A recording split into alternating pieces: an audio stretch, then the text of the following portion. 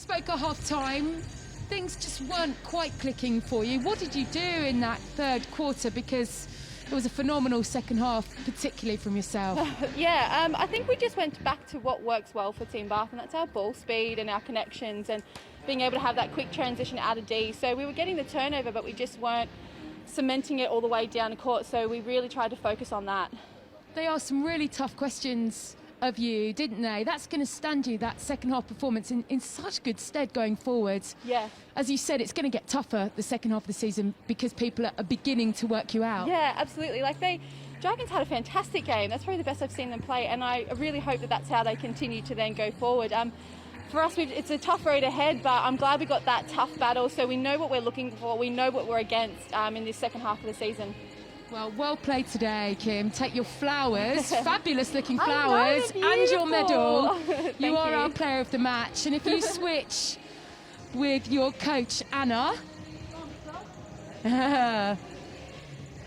she was pretty phenomenal for you today, wasn't she? Real captain's performance from her, particularly in that third quarter. Yeah, third quarter, I think, just in terms of the influence we needed and the calmness and just, again, tactically how we wanted to open that circle. We really did that in that third quarter in particular. We spoke before the game and you said you wanted to give a couple of your squad players a little bit of game time. We saw that in quarter two, which kind of coincided with a little bit of a wobble, didn't it? Yeah. As a coach, what do you take from that?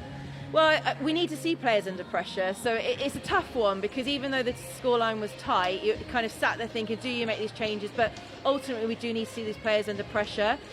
Credit to Dragons, they came out hard and put us under a lot of pressure, and if we looked at it, actually we had more shots at goal than them, but we just weren't sinking it, which is uncharacteristic for us.